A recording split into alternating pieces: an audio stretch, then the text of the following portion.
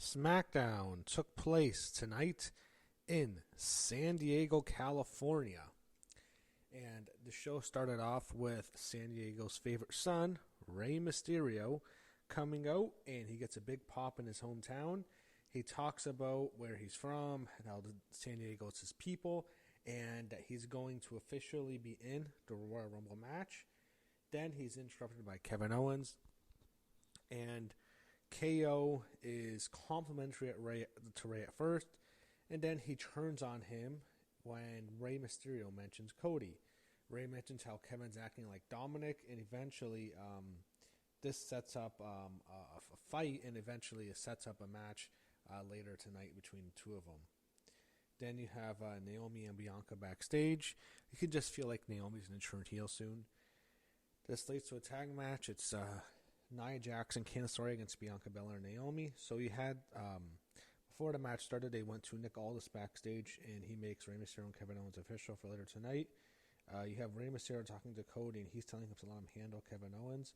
Cody tells Aldis that he's fully healed, and this will play into the show later. You have, I just wanted to mention, when the match started, you had Netflix. They actually stayed with the match when I was watching on Netflix, because in Canada we have Netflix. In the United States, like, it's obviously, you can tell when it's a commercial because that's when they go in and out. And here they actually had the announcers talk over it, so I'm hoping that stays soon, and we can get Raw, Smack, and NXT with virtually no commercials now. That's pretty effing awesome here to watch it in Canada. Of course, people in the U.S., not as lucky, so have to go through the commercials. But here, it's actually pretty good, and you might only get like 2 to 3 commercial breaks. Actually, maybe about 2 per hour. That's how it really is, 2 per hour. Anyway, Bianca and Naomi win the match. It was alright. It's what you expect, just a normal TV match. You have Bayley talking to Baron Saxon. This is a pre-recorded segment. Bayley is talking about how she lost her title to Nia Jax at SummerSlam, and how Tiffany played a role in her losing, and how she wants to beat Tiffany tonight. You had Mishin and B-Fab trash talking to Chelsea Green. Then you had Piper Niven and Chelsea show up. It leads to a confrontation. Eventually, it sets up a match between Piper and B-Fab. I did not care about this. This just feels like SmackDown is the B show again, which it fought so long to get that stench off it. And SmackDown really became the A show. Now it's back. Hey, it's the B show again. It sucks. SmackDown's the B show again, and no more proof in that next match. Jimmy Uso and Carmelo Hayes. Man, Jimmy Uso has nothing. If it wasn't for his last name, he's probably going to get released. Like, this guy's done. It's just an average match, and you have Jacob Fatu and Tama Tonga interfere as Jimmy was about to hit the splash on Carmelo Hayes. That's a DQ. They just beat the shit out of Jimmy Uso like they do every week. And then Carmelo Hayes is laughing at them. So Jacob just clotheslines Carmelo, and I just thought, wow, Melo just comes off like a complete scrub here. Not a good look. So this leads to Solo Sikoa's entrance, and the crowd's booing. And during the break, Jacob Fatu yelled at the crowd. He insulted the city, and he mocked him for the Chargers leaving and stuff. And then Solo's about to cut a promo. He just walks away. He walks through like the crowd and leaves. Jacob continues to yell at them for a while, and then LA Knight comes out. He attacks them like an idiot. He's just going to the ring attacking Jacob Fatu and Tama Tonga. It's 2-on-1. They beat the shit out of him. Then Braun Strowman makes his return, and they had Tama Tonga jump on him, and Tama just looks like such a geek. Braun just throws him like he's a piece of shit. I remember when they first brought in Tama, they're trying to make him like a killer, and then, oh man, he's just like a total scrub here. And then you had Jacob and Braun Strowman do a stare down, but Tama Tonga pulls Jacob Fatu out of the ring before they can fight. You had Legado del Fantasma preparing for their match with the Motor City Machine Guns backstage. Don't care about this. You had the match, Motor City Machine Guns, Legado del Fantasma. Motor City Machine Guns win. Just, Nick Aldis tries to get Kevin Owens to sign a contract that Cody won't sign. He also refuses because there's some new special stipulation, special rule in the thing. We're going to find out what it is on Saturday night's main event. Piper Niven against B-Fab. Piper wins. It was a short match. Mishin makes the save. Makes the save. Crowd was just totally silent. They did a really good thing where they did a tribute to Bob Uecker, which I thought was really cool. Bob Uecker, of course, baseball legend, baseball commentator legend as well, passed away, unfortunately, at the age of 90 years old this week. And, one of the most memorable moments in WrestleMania in the early years was he was at, I think it was WrestleMania 4 or 3, one of them. I think it's 4, actually. And he's interviewing Andre the Giant, and Andre, he says something Andre doesn't like. Andre begins just choking him. It looks so cool. It's so cool. It's such an iconic moment when Andre choking Bob Uecker. And then in 2010, they inducted Bob Uecker into their Hall of Fame, and he's basically talking about it, how he tells it as a joke how you should have saw what happened. Andre was the one being choked later.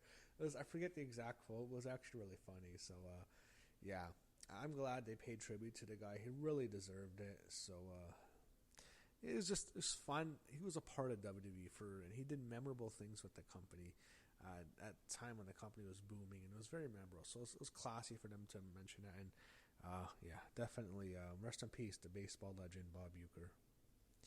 We recap Tiffany Stratton's win, and they had her talking to Byron Saxton about her match with Bayley tonight. No one believes Bayley's going to win. Kevin Owens and Rey Mysterio's next. Rey Mysterio comes out. He hugs all his family, who's basically on the front row.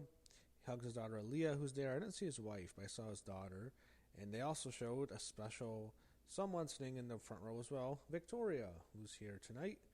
So you have Kevin Owens making his entrance, and part of the match during the break is Kevin beats up Rey, and he beats him up in front of his family. He gets into he jaw jacks with Aaliyah. That was actually a cool moment. KO is a total heel in this match, asshole heel. Rey is trying to make his comeback. Crowd's behind Rey, but Kevin basically hits him with the stunner and wins.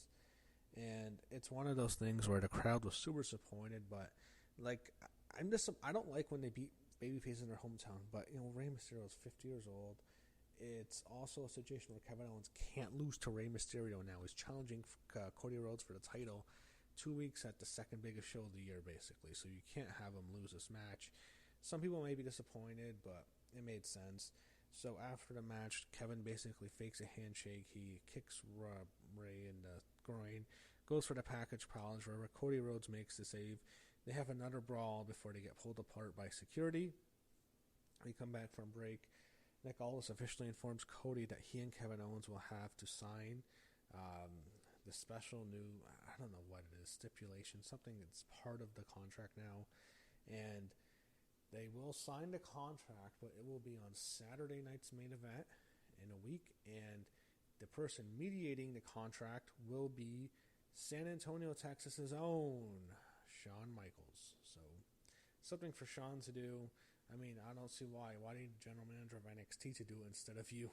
I mean, you can't do it. You need to get the guy from another brand to do it. But it is what it is. They want to get Shawn in San Antonio. It'll probably be a very good segment. I bet it will be. So that's something to look forward to next week. I'm sure something eventful will happen on that contract signing. Next, you have DIY yelling at Pretty Deadly that they allowed the Motor City Machine Guns to win against a fight. Apollo Crews shows up. He tells Pretty Deadly, he's basically telling him not to trust DIY and jerk on the girl, just beats him up. Just nothing here. I mean, these guys were all popular on NXT like 10 years ago, or 8 years ago, something like that. Tiffany Stratton and Bayley is the main event. Bayley comes out first, then Tiffany, and they show Roxanne Perez in the front row. And I thought for sure she's going to do something. Why is Roxanne Perez there? It's San Diego. She lives in Orlando, trains in Orlando. Why is she in San Diego, California? They didn't fly her out for nothing. She's going to play a big role in this match, and she did not. She did nothing in this match. I don't even know why she was there in the first place. NXT is back in Orlando, so what was the point of flying her out? Anyway, the match they had is really good. It was a fun match. It went on for a while. It was probably the best part of the show. They fight outside. They fight in the ring. They go through a couple commercial breaks. And the whole thing was Tiffany kept kicking out of all of Bayley's finishes. There was a cool moment where Bayley hits one of Victoria's moves. And before she hit the move, she pointed at Victoria. But Tiffany kept kicking out. Tiffany just got out of everything. Eventually ends when she hits the Alabama Slam, followed by the prettiest moonsault ever, and she gets a clean win over Bayley, as she should. No complaints there. No doubt she should not be losing to Bayley in 2025. I don't know what's next for Bayley. I think maybe she goes to Raw. It seemed like that was it for her on SmackDown. I mean, what else are you really going to do on that show? As for Tiffany, probably her. I forgot to mention this. Before the match, I showed a vignette for a return, and that was Charlotte Flair. So I think Charlotte's the favorite to win the Rumble. Some people aren't going to like that, but I think she's the favorite. It's either her or Io Sky. Becky, I don't think so, because I think Becky's going to face Lyra Valkyria. Alexa Bliss, I think, will return, but I mean, she's not winning. I think Charlotte's the favorite right now. I would like Io. I think Io can still get in, even if she doesn't win the Rumble. She can still get into a title match at Mania, but I think that's where we're heading right now. So, road to WrestleMania is heating up. Show tonight, it was fun. It was better than last week. Not as good as 2 weeks ago, no way, but better than last week. It was an okay show to watch. It was fine. The main event was good, so you had some entertainment. But it definitely does feel like there's so much that's dragged in. It feels like this should just be a 2-hour show that's being extended to 3 hours. And it feels like there's people who are developing more, and it seems like they're giving them more time to develop on SmackDown. So it kind of in a way feels definitely inferior to Raw right now. And it's too bad because SmackDown became the A show. But it looks like it's back to being the bridesmaid, if you will. So we'll see. Anyway, that was it for tonight from San Diego.